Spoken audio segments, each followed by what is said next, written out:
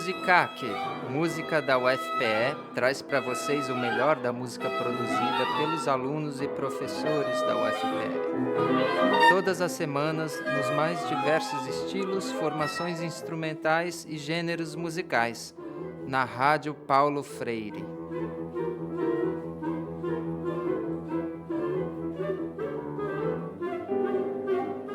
Boa tarde, caros ouvintes do Musicaque, música da UFPE. Estamos aqui de volta. Vamos continuar neste programa ouvindo as gravações do pianista Luiz Felipe Oliveira. E agora, por último, vamos ouvir um pouco das peças Klavierstücke de Brahms, opus 118. Mas antes, vamos conversar um pouquinho para conhecer um pouco sobre essas peças, que são pequenas peças, né? Intermédios, baladas, romances. Ele deu esses nomes já que são bem típicos do romantismo, né? Isso. São peças que têm um caráter muito lírico, muito expressivas e melódicas. Então, assim, até procurando um pouco o significado de cada um desses gêneros, né? A romança é uma peça lírica, que pode ser tanto para voz ou instrumento. Já a balada é uma composição musical de caráter épico, né? Mas esses títulos, em geral, são muito mais sugestivos do que necessariamente... eles não há uma necessidade de enquadrar a peça num estilo formal específico, né? Acho que eles são mais... Também tem uma referência literária, né? Você, quando toca essas peças, você imagina alguma história? Você se remete a alguma coisa? Então, professor, é uma coisa assim muito até engraçada. Porque no meu pensamento, toda música que a gente toca, a gente está contando uma história. Então, são 6 peças independentes no Opus 118, que é um dos últimos opus da vida de Brahms também. O Opus 116, 117, 118 e 119 são os últimos opus Sim, já que são Brahms de compôs. 1893, Isso. né, que ele compôs. Que ele compôs para piano solo. Ele compôs algumas coisas ainda, mas para música de câmara. E o que assim, caracteriza esses 4 opus é que Brahms abriu mão de todo o virtuosismo da música dele. Porque se a gente compara com as músicas anteriores a isso, as baladas que ele tem escritas, os rapisódios, os concertos, essas peças não têm nada de virtuosidade. Mas o que não tem de virtuosidade tem de profundidade, né? Isso. São muito profundos. Ele procura abordar, talvez pela idade, talvez por toda a história de amor que ele teve, ou que ele não teve, né? Então, ele tenta abordar, com poucas notas, muito sentimento. Então, tecnicamente, tocar essas músicas é fácil. Você faz uma leitura, você corrige uma nota aqui, outra ali, é fácil. Mas tocá-las, da forma que elas têm de ser tocadas, exige muita competência emocional de quem toca e de quem escuta. Porque uma das músicas mais famosas do repertório de Brahms é o Intermezzo 118.2, que é uma música assim, muito acessível, até para quem nunca ouviu música clássica. Quem escuta isso se apaixona. E é até difícil falar dessa música, porque são 6 peças. É possível você tocar uma e não tocar as outras. Então você tem que ter uma ideia para aquela. Mas eu toquei todas, a sequência das 6. E eu pensei assim, num contexto para as 6. Talvez seja engraçado, talvez outras pessoas pensem em outra história, mas eu penso nas 6 obras como talvez fases de um relacionamento amoroso. Porque a primeira, eu imagino a parte daquela paixão fervorosa, de altas declarações, de muita coisa. E ela tem uma abertura, assim, muito apaixonada, né? Você não conseguisse conter a energia para dizer aquilo. E ela não termina, ela termina, na verdade, assim, no acorde onde inicia a segunda. Exatamente o mesmo acorde. Então, isso me dá a entender que essa paixão acaba levando a um amor, que seria o intermezzo número 2, que é o momento assim mais apaixonado de talvez o momento mais bonito de todo o opus. E esse segundo intermezzo, ele traz diversos temas e abordagens, mas não existe nenhuma pausa na música inteira. É como se uma ideia fosse levando a outra e assim, é isso que assim eu diria ser o amor, né? Você não planeja nada, as coisas vão simplesmente acontecendo.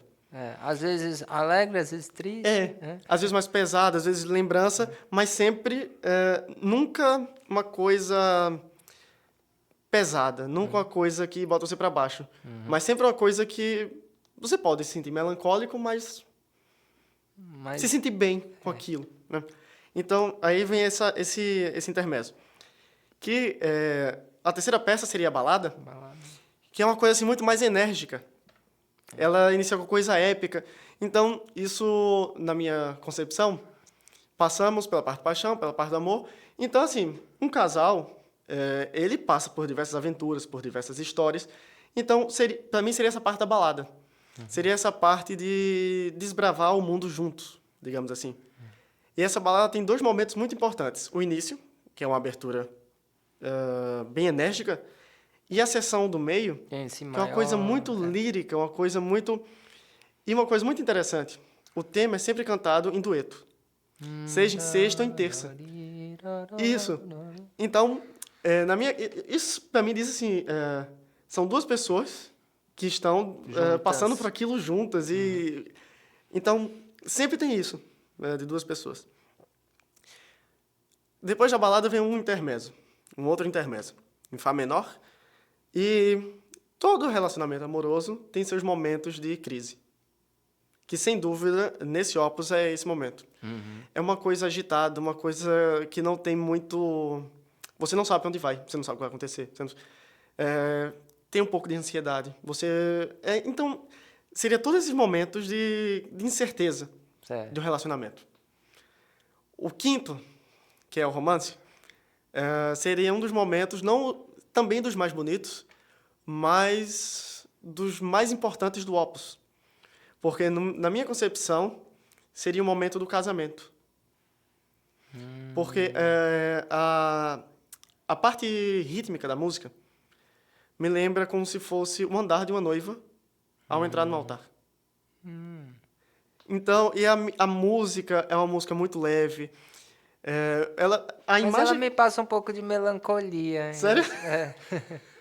Aí, na minha cabeça, a imagem que eu tenho, quando eu toco, é de um casamento num campo, algo assim muito bem decorado, muito bonito, porque a seção do meio, ela traz assim um frescor natural, como se o sol estivesse abrindo no final da tarde. E o final dela me remete ao pôr do sol. E, para mim, a seção final desse romance é o ápice de todo o opus 118. Porque depois de você passar de várias coisas antes, essa parte do pôr do sol seria, para mim, a parte do casamento, assim, onde o casamento acontece. Sei. Seria o ápice de tudo. Seria tudo que passamos antes está concretizado aqui.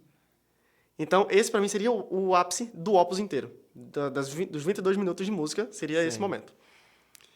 E o sexto, que é a sexta obra, que é outro intermezzo, o último, ele tem um caráter sombrio, um caráter um pouco assim, até meio macabro.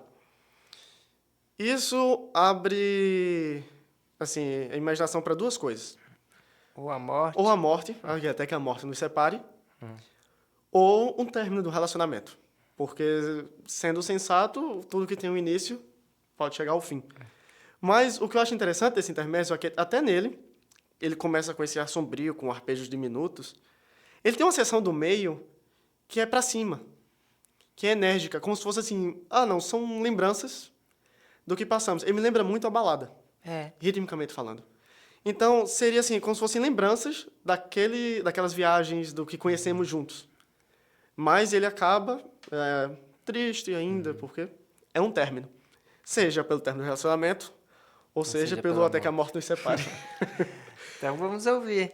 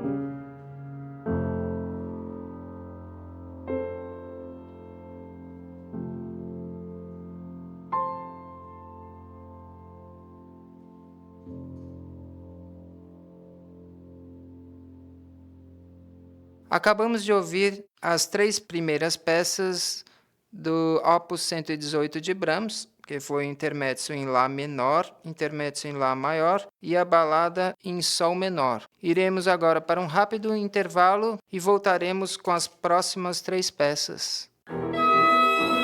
Musicaque, o melhor da música produzida pelos alunos e professores da UFPE. Musicaque, o melhor da música produzida pelos alunos e professores da UFPE. Vamos seguir nosso programa com as peças Opus 118 para piano de Brahms e ouviremos agora a quarta, a quinta e a sexta, que é o intermezzo em Fá menor, a romança em Fá maior e o intermezzo em Mi bemol menor.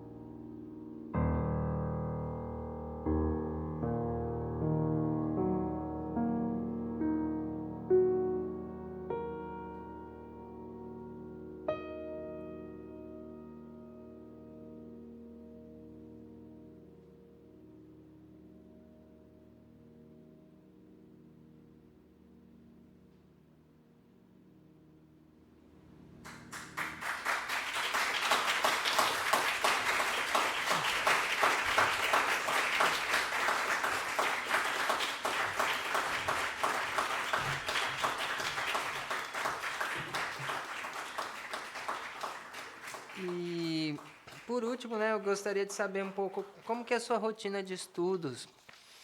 Se você estuda todo dia, ou se tem... como é que você trabalha, se é só técnica, ou você se concentra em um repertório se você tiver que se preparar para algum recital ou um concurso. Então, a prática do instrumento é diária. Da mesma forma que a gente precisa comer todo dia, cuidar da higiene pessoal todo dia, é preciso estudar todo dia. Se uma pessoa deixa de comer um dia e come 2 vezes mais no dia seguinte, não surte efeito. Então, a prática musical, qualquer instrumento, tem que ser assim diária. E eu tenho assim uns padrões. Eu tento sempre estudar no mínimo 6 ou 7 horas por dia. Assim, dias normais. Porque quando é véspera de concurso, véspera de algum recital importante, isso precisa ser intensificado. 10 horas, 11 horas. Tem que dispor, bastante, hein? Tem que, é muita coisa. Tem que dispor de tempo. E eu estudo sempre assim, inicio o estudo com partes técnicas, estudos técnicos, que é escalas, arpejos, exercícios. Todo dia? Todo dia. Porque eu acho que é importante para acordar o dedo e, assim, não lesionar o braço ou o músculo, começando a estudar ao acordar de manhã uma peça muito pesada. Aí, assim, alguns exercícios, 5 dedos para colocar as coisas, alongamentos, isso é uma coisa muito importante. E depende do repertório que eu tenha para preparar. Por exemplo, se eu tenho agora o meu resultado de formatura em algumas semanas, então o repertório da formatura, que inclusive é esse, que eu toquei no Musicac, mais a sonata de Chopin, a sonata número 3. Então, esse é o foco dessa semana e da próxima. Porque se eu tenho 3 semanas para preparar, nessas 2 semanas eu tenho que resolver todos os problemas técnicos e musicais que existem, para na semana anterior só praticar. Só fazer simulações de concerto e tocar e treinar a resistência. Passando isso, eu tenho um recital marcado de música de câmara de um repertório que eu nunca toquei, em julho. O que vai ser? Eu vou tocar em Campina Grande, Festival de Música de Campina Grande, e eu vou tocar um duo cello e piano. Então, eu vou tocar a Sonata 1 de Brahms, para cello e piano, a Adagio Allegro, de Schumann, e umas peças de Marlos Nobre, que é um compositor pernambucano. E, assim, algumas eu já li, já toquei algumas vezes, mas, por exemplo, a Sonata de Brahms eu nunca toquei. E é uma coisa que vai demandar tempo. Então, agora, eu já estou fazendo a leitura dela, para quando passar o recital de formatura, ela entrar como primeiro plano. Certo. Porque, assim, tem que ter uma organização do repertório, senão eu não preparo nada bem, se ficar apenas lendo e estudando, assim, coisas avulsas. E, assim, perco tempo. É como quando a gente vai preparar um almoço com muitos pratos, um prato a gente está cortando, o outro a gente já pôs na panela, o outro vai no forno, né? E vai cuidando de tudo Isso. ao mesmo tempo, né? O Schumann, como eu já toquei essa peça para cello e piano do Schumann, então ela pode ser lembrada um pouco depois. A prioridade seria o Brahms. Quando o Brahms estivesse um pouco mais encaminhado, bem lido, preparado, aí eu iria para outra peça. E estudaria os dois agora em simultâneo, porque estariam mais ou menos no mesmo nível. Aí agora seria fazer a simulação do concerto, ensaiar com o cello. E, assim, essa parte do estudo. Mas tem que ser todo dia. Tirar um dia, assim, a cada mês, onde você estuda um pouco menos, mas assim, não deixa de estudar, você estuda um pouco menos, é até saudável. Mas também faz parte do estudo assistir concerto, ouvir gravação, ouvir CD, ter parâmetros sonoros. Porque você não toca apenas com o som que você tem na mente. Que você cria. Você tem que ouvir o som, por exemplo, de uma orquestra para tocar uma sonata de Beethoven. Você tem que ter aquela mesma massa de som. Então, eu acho que tudo isso faz parte do estudo. Com certeza. Ler poesias, ler poemas, as outras artes. Estão todas interligadas. Sim, isso enriquece sua interpretação, né? E faz parte do estudo. Bom, uma outra coisa que eu queria saber, assim,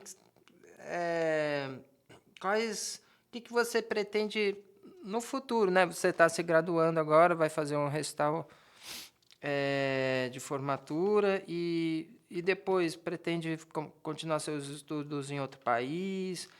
Você já tem uma ideia de um tipo de trabalho que quer realizar na sua carreira? Então, professor, como o senhor mesmo sabe, no ramo da música, chega um momento que a gente ter que começar a dar aulas, né? Eu pretendo deixar isso para o último momento, assim, até quando, assim, eu tenho que começar agora. Por quê? Eu pretendo agora não fazer um mestrado, por exemplo. Eu pretendo fazer um outro curso de graduação ou um diploma artístico fora do país para focar o estudo no piano, em repertório, em concurso, porque eu quero chegar tão longe quanto eu possa em relação à minha carreira, para também, quando eu começar a dar Você aulas, tem eu ter experiência. experiência para preparar um aluno para um concurso grande, até mesmo para recitais, para concertos com orquestra. É extremamente necessário que eu tenha experiência de estudo, de preparar aquilo, de tocar, para passar isso para um aluno. Então, plano agora é realmente assim, estudar, estudar, estudar. Vou tentar agora no segundo semestre uma bolsa para uma academia em Portugal, fica em Coimbra, é a Academia Aquiles de Levine. Vou tentar passar 2 anos lá, fazer um certificado de virtuosidade. E, assim, depois disso, tentar alguma universidade em Manchester ou Londres. Assim, ficar perto de onde ocorrem assim, concursos, festivais de música, para engolir assim, o máximo de experiência que for possível. Sim, aproveitar agora que você é jovem, Tem que aproveitar a né? idade ainda. É, isso mesmo. A última peça que nós vamos ouvir hoje é a sonata número 3 de Frédéric Chopin para piano, em si menor, opus 58. Essa sonata foi composta em 1844 e dedicada à condessa Émile de Pertuis e é considerada uma das peças mais difíceis do compositor. Nós vamos ouvir somente o terceiro movimento, que é um adágio. Essa gravação foi realizada no concerto de formatura de Luiz Felipe Oliveira, no Teatro Santa Isabel, no dia 24 de maio. Obrigado, meus caros ouvintes. Continuem prestigiando o nosso programa todas as quartas-feiras, à 1 da tarde. Até semana que vem.